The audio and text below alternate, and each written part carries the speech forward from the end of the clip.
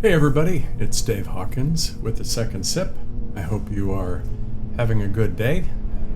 This has been a disruptive week, past 5 to 7 days, just based on all of the different things that have been going on, and also attempting to juggle and try new things with my stream that apparently don't always like to play nice, if you know what I mean. So I've been dealing with those things and trying to make sure that we actually have a half decent show to move into. So today I'm going to make another attempt and see if we can get this under control.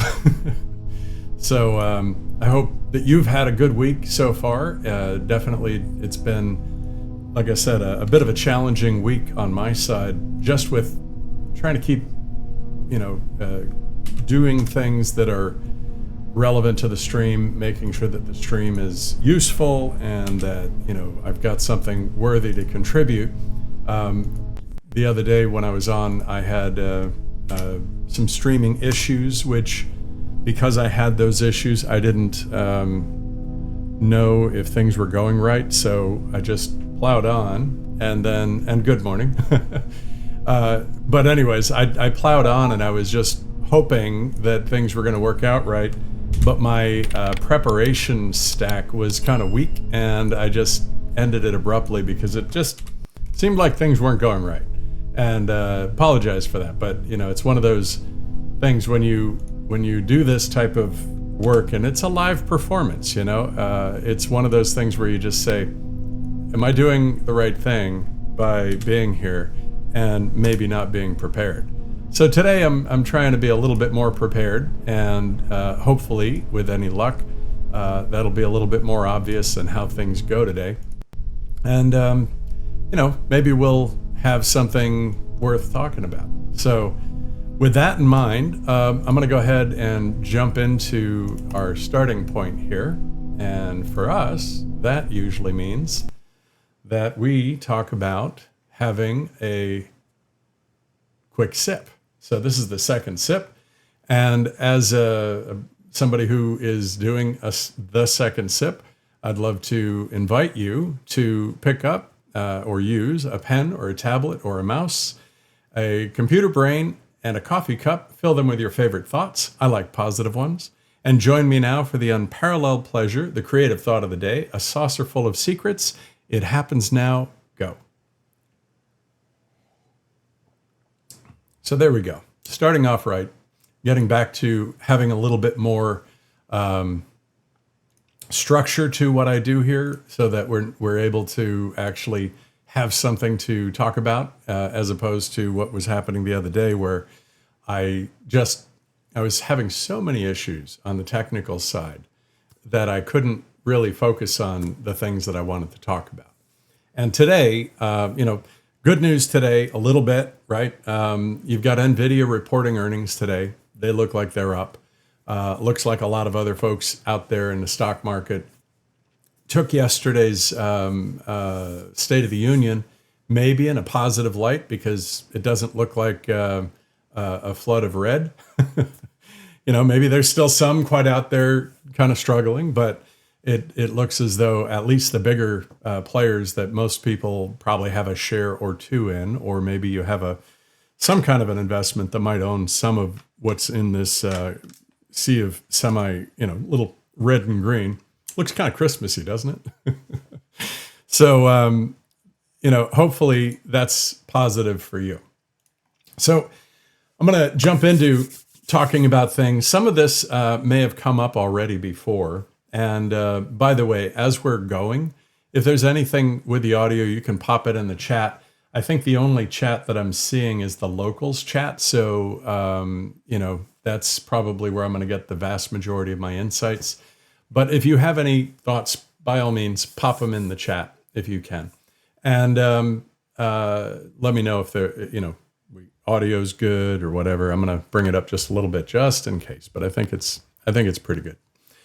So in the past, not too long ago, I talked about a few of these disruptive technologies, and we were talking about the hidden costs of AI acceleration, the productivity of it, and the J-curve. And I didn't really, when I was talking about it before, I wasn't really clear on what the J curve was. So, I did a little bit of research, and essentially it's the dip that occurs before productivity takes off like crazy.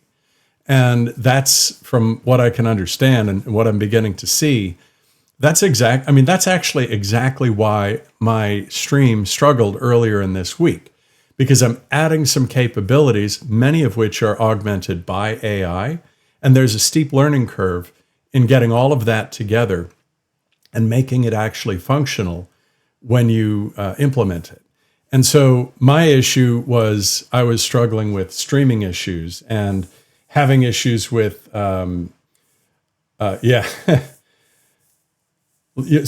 Wolf, you're switching over to Linux Mint. That's your last Windows installed a Mint. Yeah.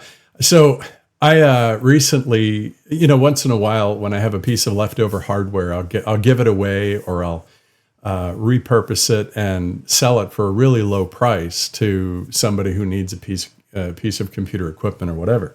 And a friend of mine who he had a laptop that was sitting around, and it was running an old version of, I think, Windows 2008 or something. And he was like, it's so slow, it doesn't work, it's terrible, blah, blah, blah.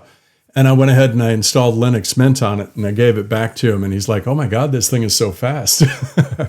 So that's Mint is really nice. Especially, you can play around with some of the desktop environments and get a really good UI look and feel that's very Windows-like. So hopefully that's true for you too. So anyways, going back to this J-curve thing, the idea here is, in a lot of cases, when you first start to use AI, you can run into some issues. And the primary issues is, are you using a model that has adequate training? Are you using, if you're prompting, are your prompts good enough? And then a little bit further in, you try and figure out, can I use this in the workflow that I have? So in my case, there are like 4 steps in my workflow. And I'm going to be posting a video about this a little bit later. So if you want to check that out, you're welcome to. But I'll just briefly illustrate some of that. So I have a couple of prompts that I keep saved over here. And I use this one prompt. Now, the best way to get a prompt is not to write it yourself. It's doable if you write it yourself.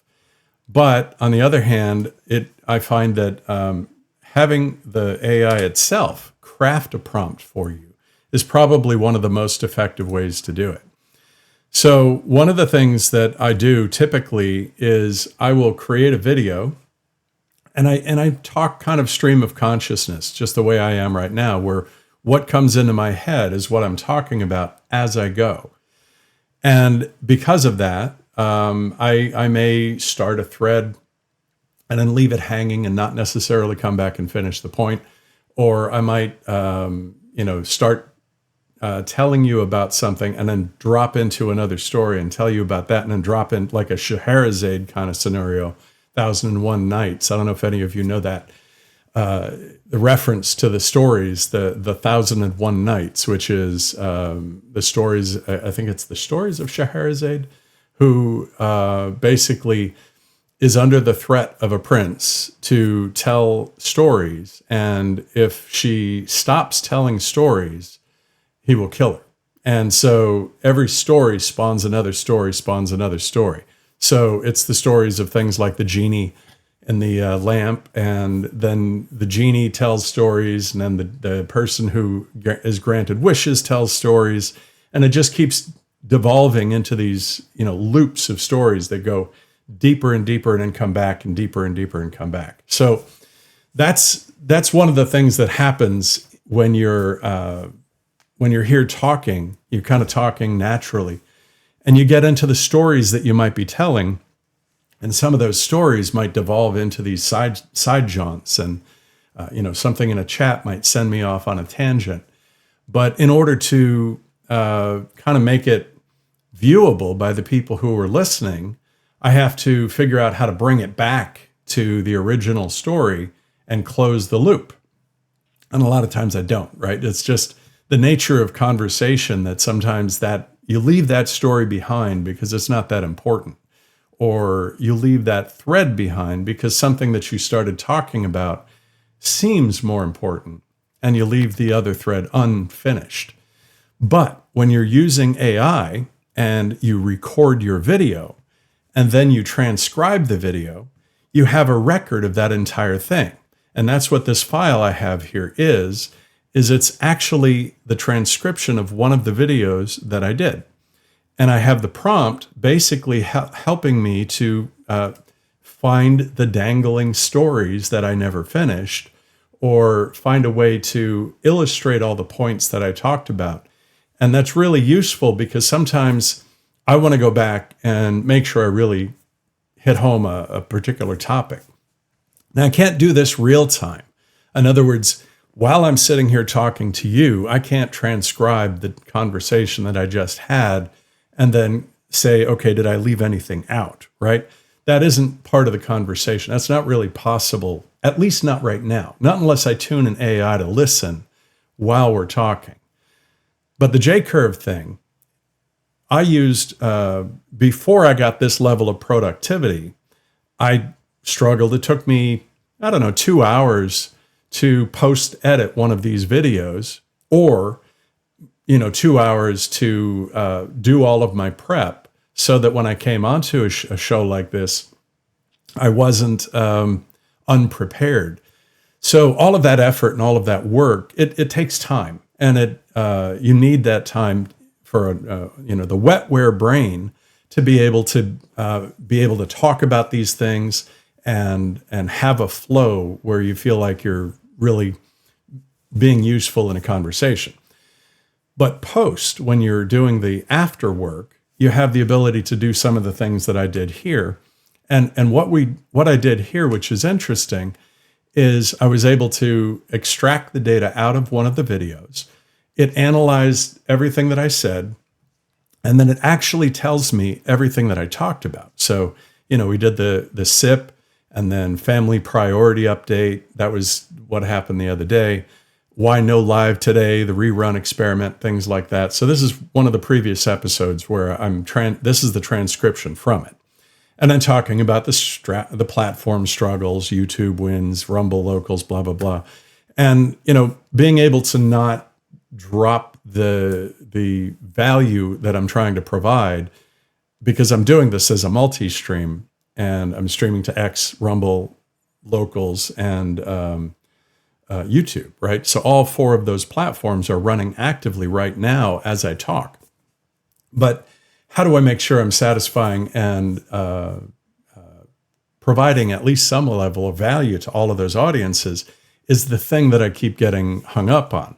And the reason I get hung up is because of things like Rumble actually dropping, not Rumble, but locals dropping my stream 30 minutes in, and having to constantly remind you guys, hey, don't forget, jump over to the other stream, So those types of things weigh kind of heavily in terms of me deciding what I'm going to do going forward, because I know people actually subscribe to me on locals, and I feel bad about dropping locals if I do. And the only reason I would is because of the technology that's not allowing me to stream directly to locals from another platform. So, that's one of those things where, it's you got to make a decision. You got to figure out what you're going to do. At the moment, as you can see, I'm streaming on locals. So as a result, that I'm not abandoning locals. It's not something I'm just throwing my hands up. I do have an avenue to continue streaming to locals, but it limits or hampers my ability to use some other technologies that I really would like to use because of the creative input that it brings to this whole process. And so, when you see me here trying to incorporate, for example, the chat, I have to go over here, drag a browser in, and when I drag it in, you still can't even read that, right? I mean, I can't read it either. So what value is bringing in the chat when the chat is kind of wasted, right? It's not even viewable. So But with the other streaming tool, I can bring it in and it can make it nice big text, and I can see everything. You can see everything. So we can actually have a conversation, and it becomes much more appealing. But in order to use that other tool, I have to drop out locals. So as much as I don't know, I'm still, if all of a sudden I suddenly have 50 paid subscriptions on locals, I will just absolutely sustain that. But I'm under 10 right now, and I don't foresee that number escalating dramatically.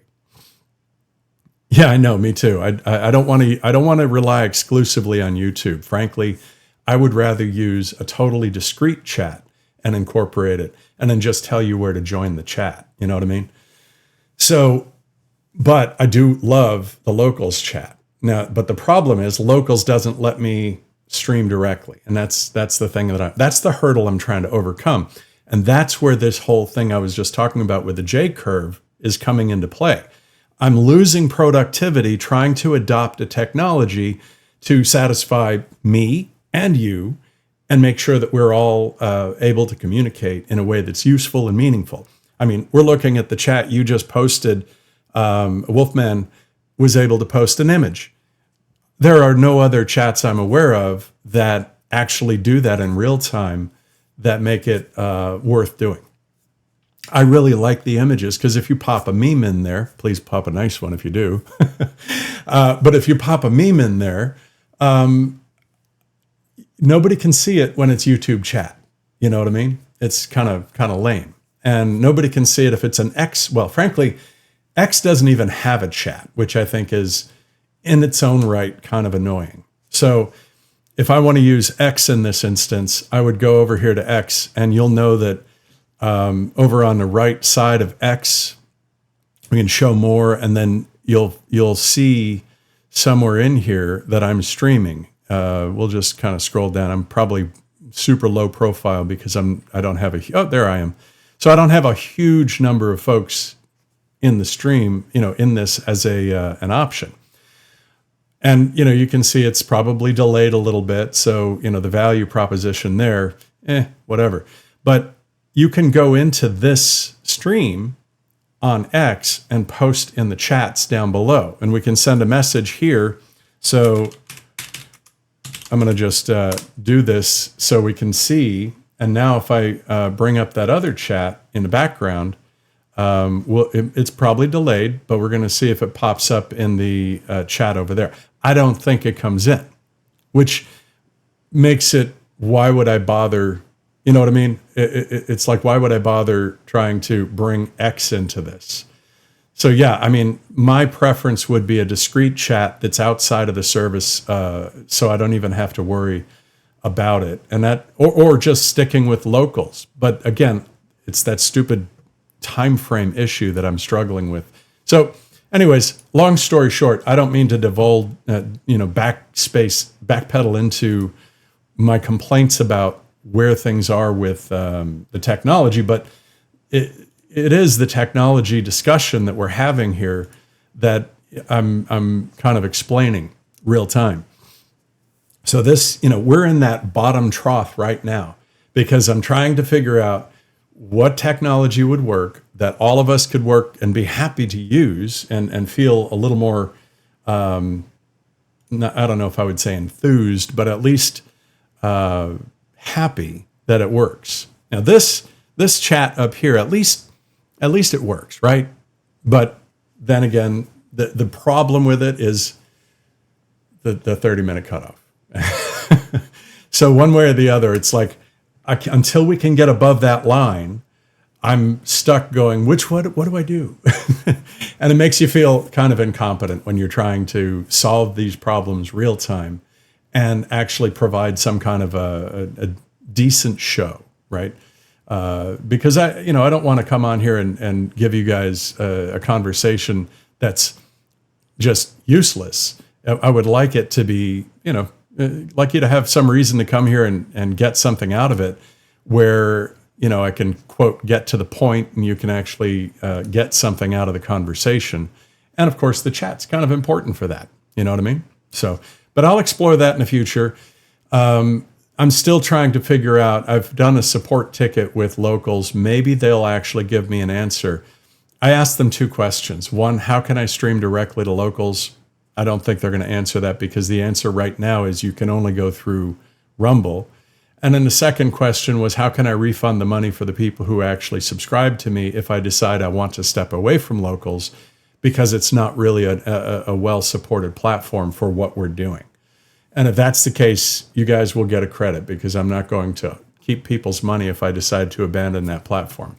Doesn't mean that I'm abandoning you, because you can always come onto these other streaming services and still see me, and that's all good. So, and of course, the chats do work on all of those other channels. They're just not as nice as Cthulhu says, as the, Cthulhu is. They're not as nice as the chat from locals. So anyways, let's get into some of the other things that we're talking about. So I don't know if you are familiar with the concept of quantum computing, but quantum computing, there are a number of people studying it, and quantum computing is something that supposedly is like an order of magnitude better than current computing technology.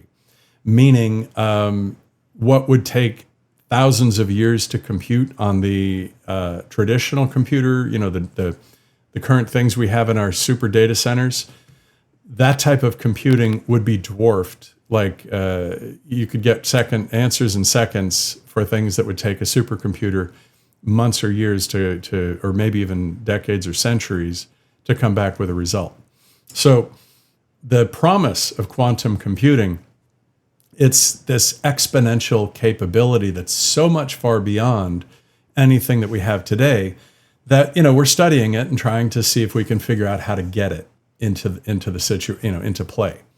So with that in mind, one of the things that, I can tell you that is interesting about quantum is if you actually encrypt data, if you do things where you encrypt data, which you do, by the way, whether you know it or not, anytime you sign into a website where at the top address bar it says https:// that HTTPS is Hypertext Transfer Protocol secure, okay? And secure means that there's an encryption technology that creates an encrypted tunnel so that when you're connecting to that server, all of the text you go back and forth between your system and that server is encrypted for data in motion. So you're using it just logging into this site, for example, in order to watch any of these shows. So for you to, the thing to understand is that we have devices that have encryption on them for our storage. Our storage on our computers is typically encrypted. And quantum computing can crack that encryption just like that. So the good news is that quantum computing at the moment is pretty much a very expensive endeavor. So your typical hacker is not going to have access to quantum computing. You know who is going to have access, though? Governments. And that's obviously Big Brother will be watching you with their quantum computing capabilities, which is, we know it's already happening. But the idea that they could crack every and any kind of encryption in a nanosecond versus us having some semblance of privacy on, say, if you're using Telegram, and between you and the other party, that data transfer is fully encrypted end to end. Now, as Scott Adams would tell you, there is absolutely no way to guarantee, when you have a tunnel connected and you and your chat partner are supposedly communicating and it's private, it's still not private, because if somebody compromises the person you're talking to, all of your conversations are wide open. So the idea is that if you are, if they're able to find a way to crack the key in a batch, like you're saying, Wolfman, and they figure out how to create a way to tap into the conversation stream and then figure out your encryption key and then unlock it. For the person listening in, ultimately it becomes potentially a decrypted conversation. And you have to understand the protocols for encryption are different depending on the technology and what you're using them for. So encryption on a hard drive is probably the most secure because you can use the most secure asymmetric cryptographic key. And asymmetric means I have a key and it's not time-based, and you may have a totally different key that I provide you, and I can unlock it only based on having the two keys together to unlock. When you do a communication between a browser and a computer, that's a symmetric key. Once you crack one of those keys on either end, it's open. It's no longer easily locked out. And so that kind of thing is one of those deals where it's disconcerting, because if when you establish a secure connection for a communication, if you're using a symmetric key, or even if you're using an asymmetric key, if they crack your key, if they find a way to crack your key, it's like they can just eavesdrop directly in your conversation.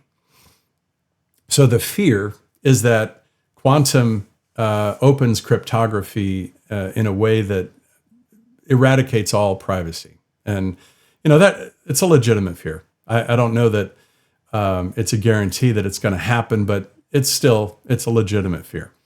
But thankfully, like I said, quantum is not solved yet, and quantum is still a little bit out of reach for the average person or the average computer system. So, perhaps with any luck, we won't have to worry about that for a little bit longer. I know that the entire cybersecurity industry is always buzzing about, quantum, quantum, quantum, because they're afraid it's going to crack everything wide open. And, they are definitely concerned about that. So, as far as other things that are going on here in the disruptive technologies areas, I'm just looking for something. Yeah. The Observe Act, the future of open source quantum sensing is an uncut gem. Sounds interesting. Hey, Fiorello. And yeah, glad I was able to get everything going so you could jump in. I have part of the reason for my disruptions had to do with the weather. There was some things going on that I was monitoring in the background, and the disruption was real. It was causing some serious problems. But hopefully you are shoveled out and unburied and functional in despite the current weather. It's funny how I was listening to some music this morning on the way back from where I went first thing this morning, and one of the songs was it was Core by Stone Temple Pilots, and one of the phrases was it's amazing how so much depends on the weather. So it is so true, and for us, the whole world, the weather is critical. And I was reading recently that there's a disruption, or there's another disruptive technology that we haven't really, that's probably not even in this conversation of disruptive technologies, but local weather manipulation is possible. Geoengineering is possible, where we can actually potentially force rain in certain areas, force good weather, and steer storms away from coastlines and things like that, which is kind of interesting. I don't think we're going to be able to do anything about tectonic plate shifts, so earthquakes are probably going to be out of reach of that kind of technology anytime soon. But we already know that cloud seeding is possible. There have been some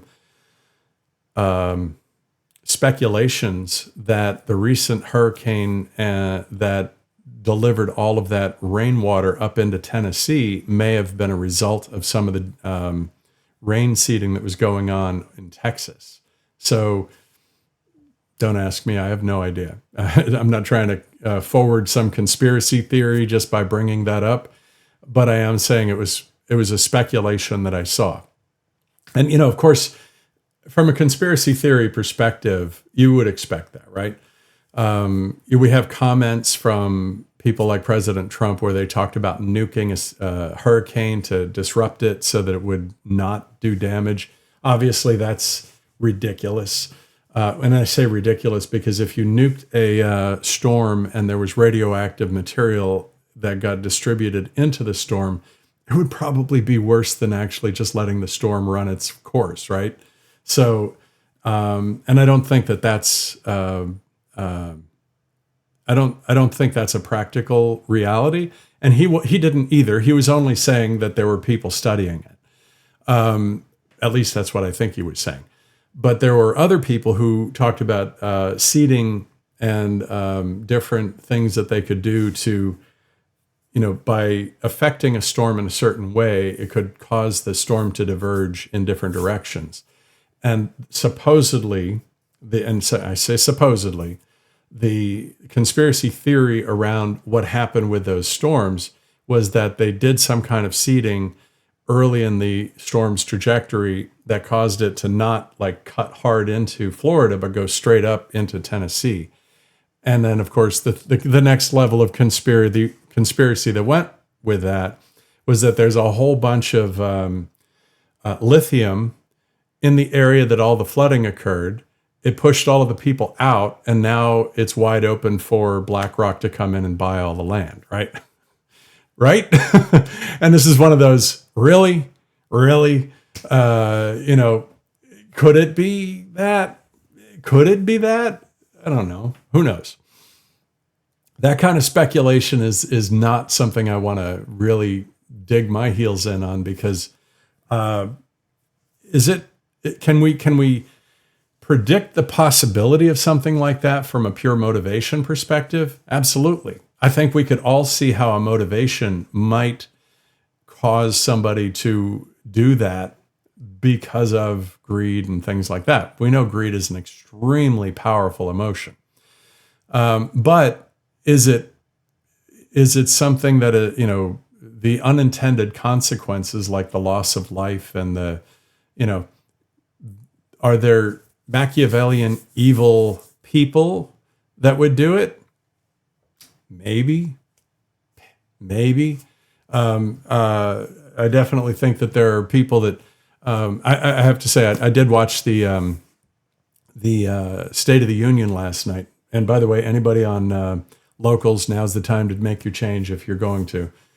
But the State of the Union, one of the things that Trump mentioned, which got some applause on both sides of the aisle, which I was really glad to see, was passing the No More Insider Trading Act. And that, of course, that is like preventing corruption on a grand scale. Legislators should not be able to take action on things they know in order to have net windfalls because of stock that they own or stock that they choose to purchase because they know something's happening. There are a lot of conspiracy theories around different things that, and this is, I'm going to say something that is purely speculative. I don't know what this is. I don't know if it's true, but there was some speculation that, or maybe not speculation, but some supposed evidence. And look at all of this as conspiracy theory. Please don't take it as anything literal because I have no idea, and I can't vouch for the truth of any of this, and I'm not trying to say any of it is true. But supposedly, the high-speed rail that the right before that whole thing was approved, some politician bought the land that the rail was going to be put on, supposedly, and then in turn sold that land to another official, and then that land was sold from that official to the program that was doing the high-speed rail. And so three parties basically just made a boatload of money as a result of this. And that boatload of money, I'm not bringing anybody's name into it. I don't want to get there. But, and I know who you're talking about, but supposedly this all happened and they made billions off of it. And that kind of graft and corruption is something we want to catch, weed out, and prevent. It's just, I mean, how does somebody come in with $50,000 worth of assets, and then a couple of months later they have 30 million, or less than a year later they have 30 million? That is the kind of thing. It's like, oh, I know what I should do. I'm dumb as a rock, but let me go into politics because I'll be a millionaire. You know what I'm saying? I mean, I'm not saying that our politicians are all dumb as rocks. Maybe they are. If you can speculate who you think, or you can have an opinion of who you think is dumb as a box of rocks. I have my opinions, but whatever the case may be, to put somebody like that, what is their motivation? I mean, if you're going to be a public servant, your motivation should be for the greater good, for the public, for the service of our nation and the citizens of our country. And whether you talk about citizens or non-citizens, I don't care. You still want to do it for the benefit of others. If you're doing it for your own benefit, that's called go into business and become a business owner. And if you're not smart enough to do that, then maybe you just kind of accept where you are. And unfortunately, I think politicians have said, look, you don't have to be all that smart. All you have to do is know when to put your hand out and you get paid, right? It's pretty weak. That's pretty pathetic. And, as a motivation. And I just think that it would make so much more sense for us to police that a little bit.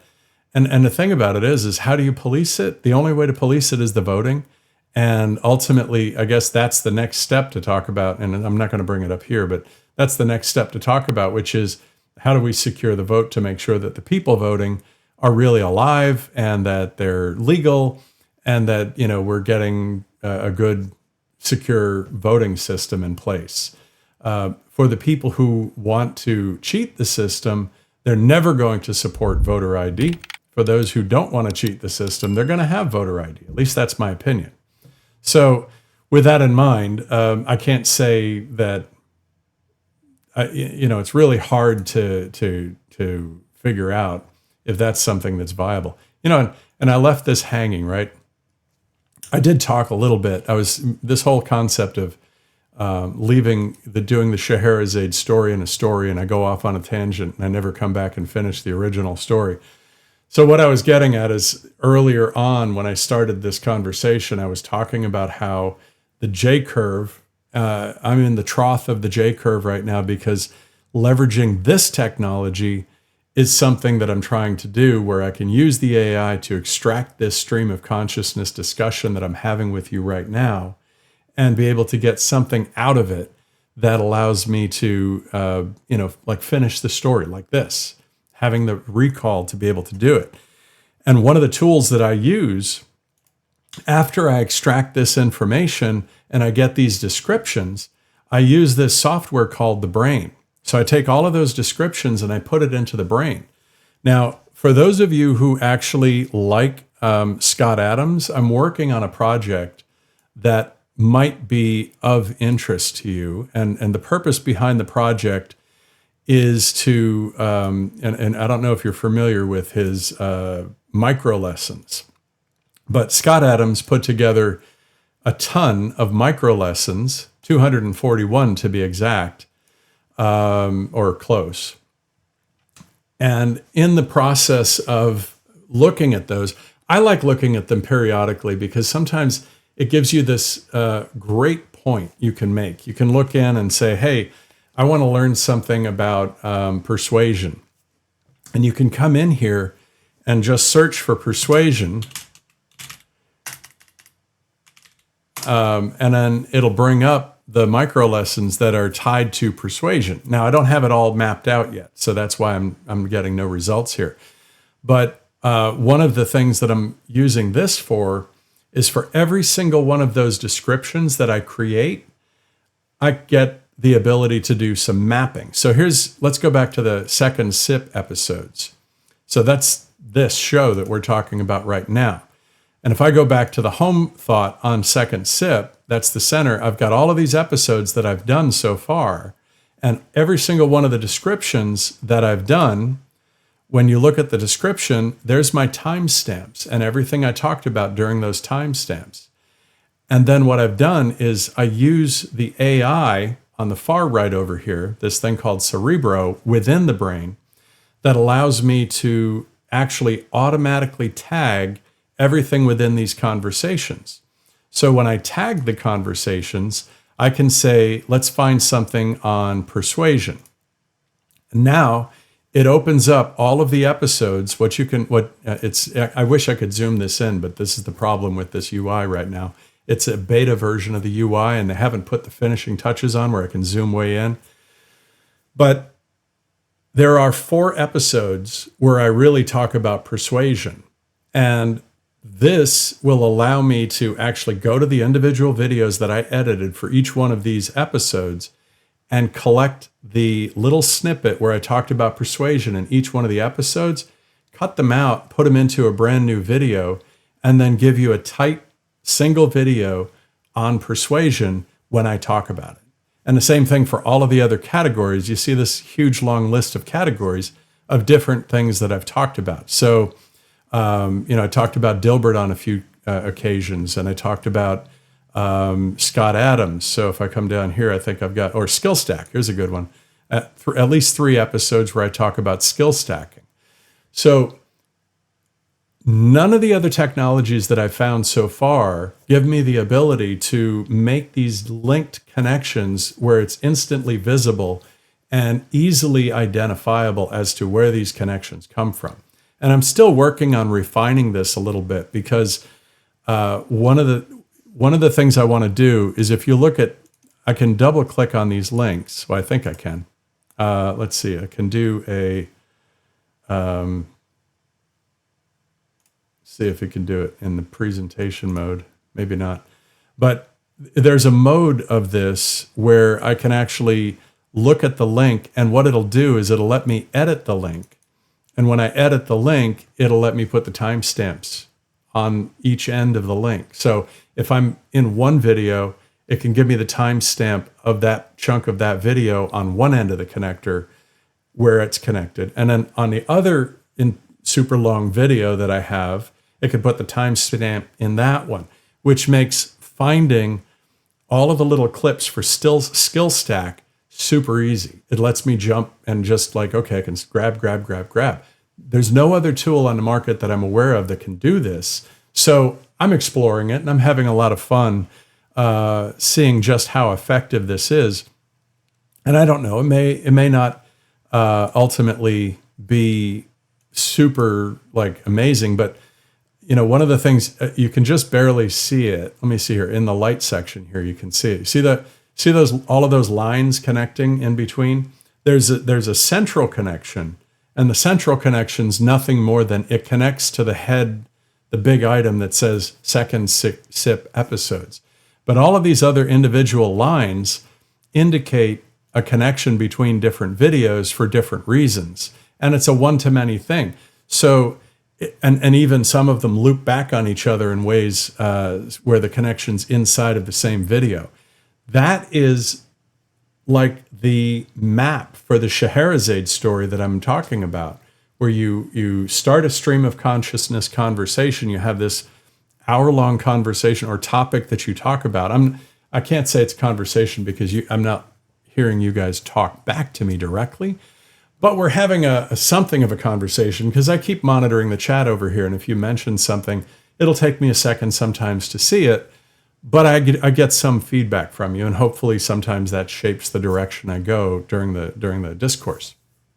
But the whole perspective here is that I now have a tool that allows me to do something that I don't think any other product on the market can do, because this is being done automatically by AI for me, and it's finding all these connections between these different videos.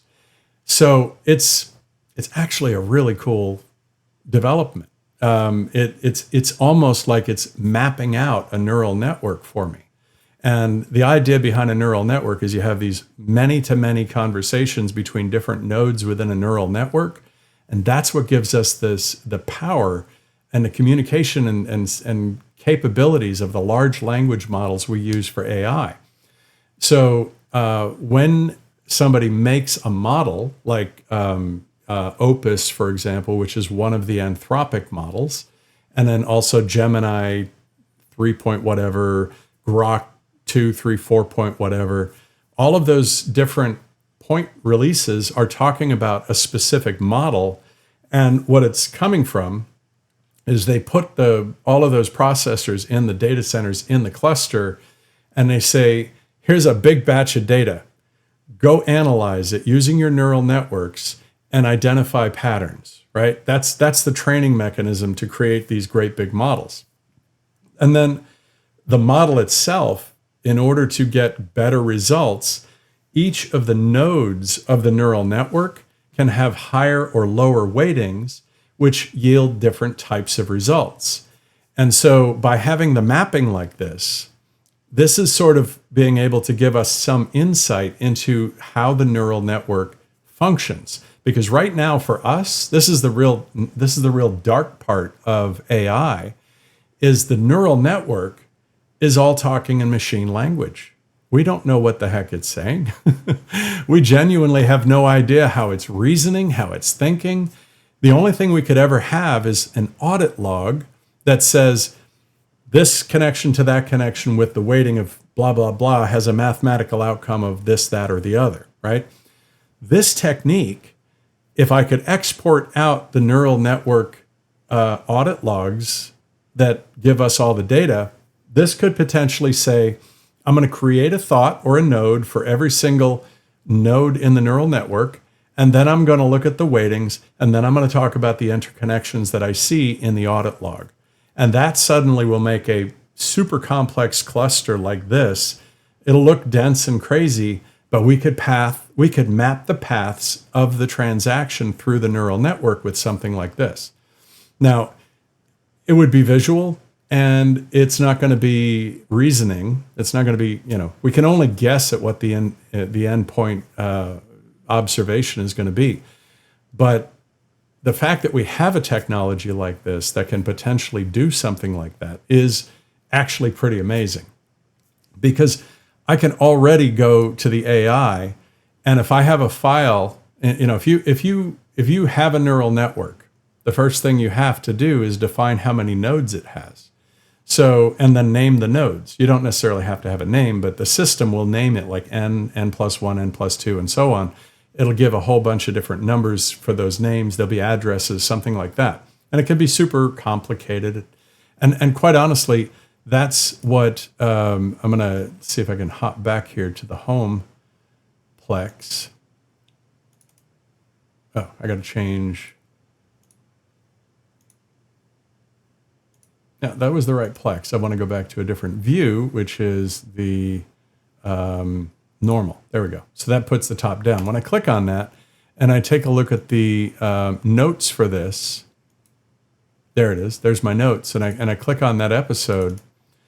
When I open the episode, it gives me a link list. So that's kind of what this is.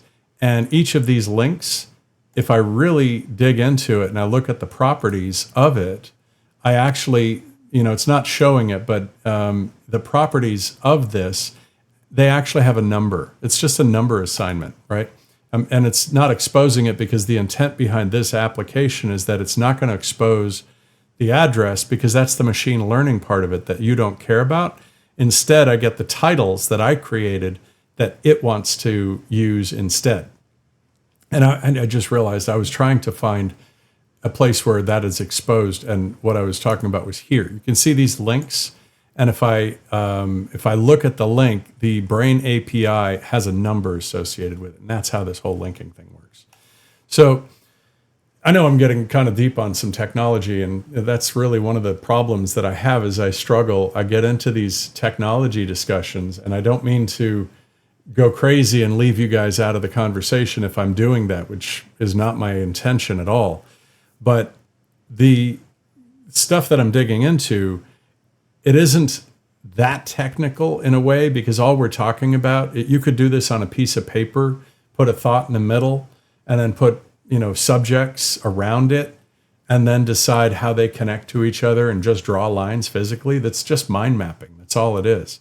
But having a system that can automatically do the mapping, automatically define all of the things in the mind map, and then automatically analyze the individual assets in that mind map to find different relationships. That's all I'm talking about. That's the value proposition. But in the end, what does this yield? What is the purpose behind this? So I map all of these microlessons out, for example, and I'm holding back for the moment on the tagging, because the tagging is really where we find the topics. I'm holding back because when I look at an individual microlesson, all I have is the title. And what I'm hoping to do, I'm not going to post the videos in this, but what I would like to do is extract the text in from the videos, which means I'm going to have to watch all 241 of these things in order, or analyze the text in every single one of them in order to get those text files that give us the connectivity between them. So I'm still figuring out how to do that. But if I'm able to do that, what that gives us, or what it gives me that I want to share, is the ability to go out to thebrain.com. And when you get to thebrain.com, when you log in, you have the ability here to, and by the way, it's a brilliant product. I love the Brain. And of course, it touts its own value by calling itself the Brain. So once you log into the Brain, and it gives you a view of all of those same exact workbooks that I was showing you. So this part is actually a web page, not a web page. This is a local on my Windows machine application that I installed, that you can get from the Brain and install it. And the Brain is free up front. You do have if you want to get synchronization, you have to pay for it. But for a local copy only, you can download this for free and use it to your heart's content. But if you want to synchronize the information up, which I do, that's why I've got this in the top right corner, there's this little icon with a swirly arrow and a green button saying I synchronized everything up. What you get is this, you get this, which is not public, but a web-based version of that Brain. And now I can go in here and see the exact same thing, but rendered on a web page. And I can make this public. And that's what I'm trying to do, is I want to make this public for people who are fans of Scott Adams. It's not going to get behind the paywall, right? Scott Adams has a paywall, and there's a limitation. You have to be a member of his community in order to get access. It won't change that. But what it will do is provide an index that's visible and public for people to go to see what the heck he's talking about in all of these micro lessons. And if you could see all of that, you might actually it might motivate you to say, yeah, I'd like to subscribe because I want to see the actual video. And that's really what I'm trying to do. I'm not trying to promote Scott Adams per se. And by the way, I just realized now my Plex that I was trying to talk about on the downloaded version, that's not zooming in and out in this beta, but the web version still allows me to zoom in and out. So that's wonderful, because I've been trying to have conversations about, I want to zoom in on one of these micro lessons or zoom in on the Plex so I could let you read what the heck it is, like micro lesson on the fake because. That's a big one I want to be able to talk about, because that's the actual motivation that gave me my fake because that I used to start this video, to start me doing this live stream.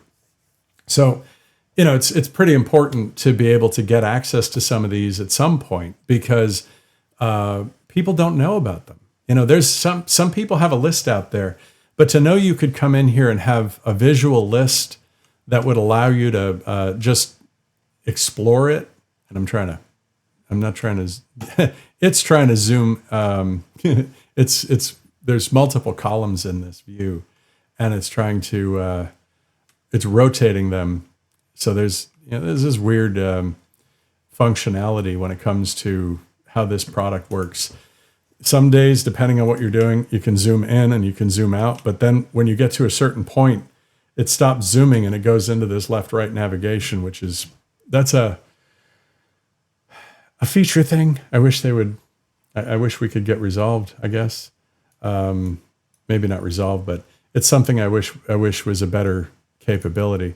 But, here I can at least zoom on my browser to get back to, the 100%, 200% kind of zone where we can see this and see it at the top level with everything kind of spread out below it. So anyways, the same process that I talked about at the beginning of this, when I get those tags that identify, like there's a bunch of these that are business related, a bunch of these that are AI related, a bunch of these that are persuasion related. When I get those tags in there, then we're going to get that interconnected map so that when I go to the mind map, instead of using this current view, and I use the mind map view, oops. So if I go, come on, stay put, there we go. When I hit the mind map view, you'll see these interconnected branches, which it's kind of hard to see right now, but you notice how everything kind of funnels down to the center? That's because this is what's called a one-to-one relationship. The minute those connected items start connecting to each other and not just to the central topic, then it becomes one-to-many, and then we can start seeing relationships between all of these different microlessons. And that's going to be important because there are two different methods of using interconnectedness between these nodes. One is a type, and so I could have types that are business, persuasion, things like that. And then the tags, which might be more keyword oriented, where somebody's saying, or where Scott says things about the stock market or AI or various keywords that are technology related or, it's basically subcategorization. You got categorization at the type level, subcategorization at the category or at the tag level. So the top level might be these big topics like business, personal, human interest, whatever. And then underneath that, human interest might have persuasion, skill stacking, things like that. And it makes it easier to find what you're looking for, because I would really love to be able to come in here and say, I want to see all the micro lessons on persuasion related to business. That would be teaching me techniques for how to sell better and things like that, or how to observe when somebody's pushing a sales tactic on me, and I can decode it. So that's why I'm doing this. And with 241 micro lessons, that kind of mapping is a kind of important thing if you're going to get any use out of this, because otherwise the only way to get the true value out of all of these things is to listen to every single one of these and remember what was said in each one, and let your brain's neural network actually map it out and figure out what's going on. Yeah, that's what I'm talking about, Lovecroft. It's finding the micro lesson you want quickly and being able to get to it without a fuss. And that is the advantage here, because each one of these branches, when I bring up the Plex again, so if we go back to view, layout, and normal, when I get back here to the Plex, you see that little YouTube icon. I can click on that, and if I have access, if I can go into the subscription, it won't be YouTube, it'll be locals, but it'll bring me right to the login for locals, and then the login will let me into the actual micro lesson that I'm looking for, or at very minimum, tell you which one to go search for when you get there, right? So that's my goal. I'm trying to create a public service here where this, which I can publish, becomes a valuable tool to go find the micro lesson you're looking for. And again, it doesn't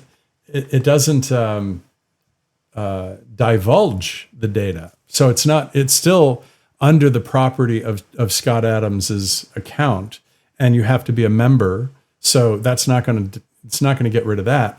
But it makes it easier for people who've never been in there and don't know how to search it and look for it, a visible public record. And I think Scott would like that, I hope, because it makes his content much more accessible to people who would be interested. And for those who are benefiting, family members who are benefiting from that subscription money, it gives them a reason to increase the subscriptions on locals. And ultimately, something like that may be the reason why I personally might accelerate having more membership on locals for my own channel. So I'll be exploring that in the near future too.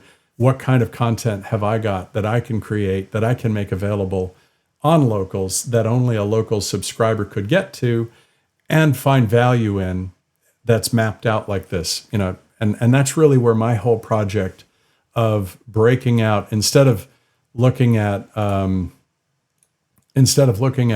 purely Scott Adams content, instead maybe looking at the second sip content and having a map for that with the ability to search it and making it available to you on locals would be the end goal for membership, driving membership on locals.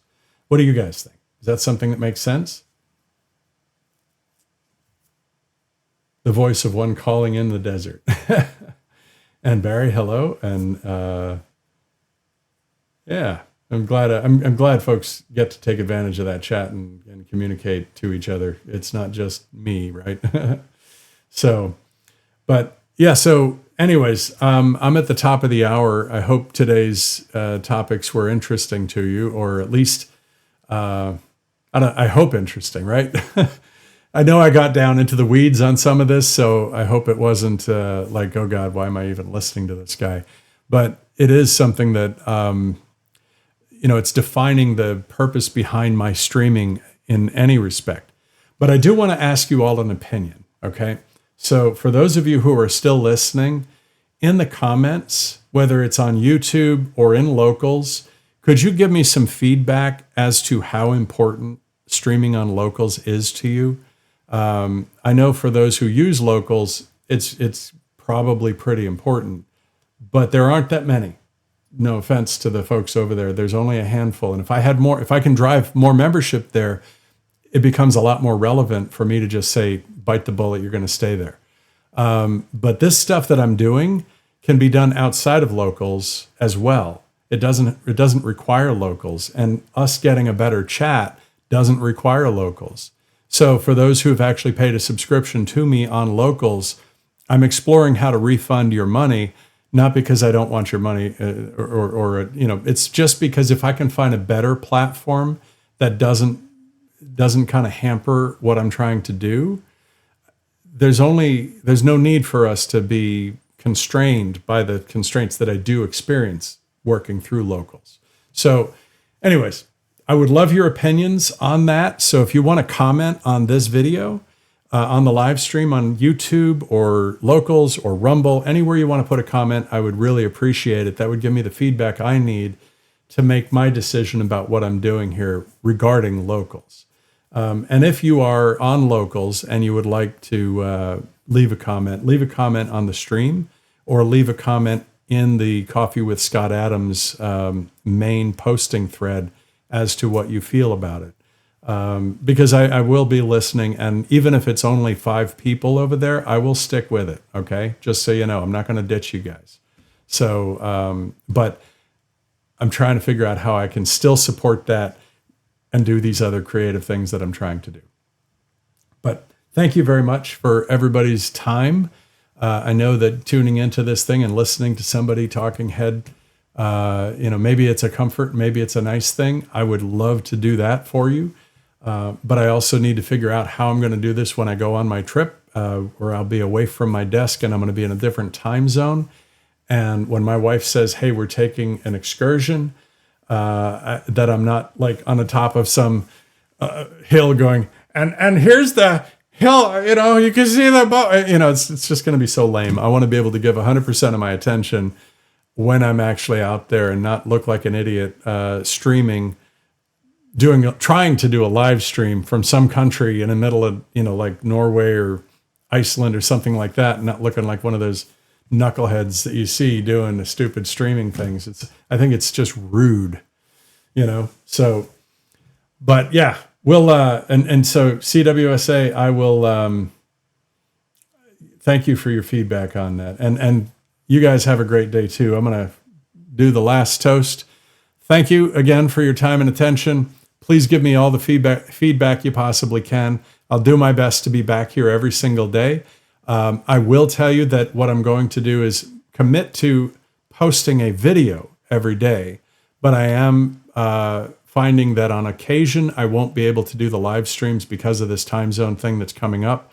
In those instances, I will post a notice that I'm not going to be streaming, but point to the video that I produced for that day. So to you guys, I hope you have a great day, great weekend, and I will talk to you again tomorrow for sure.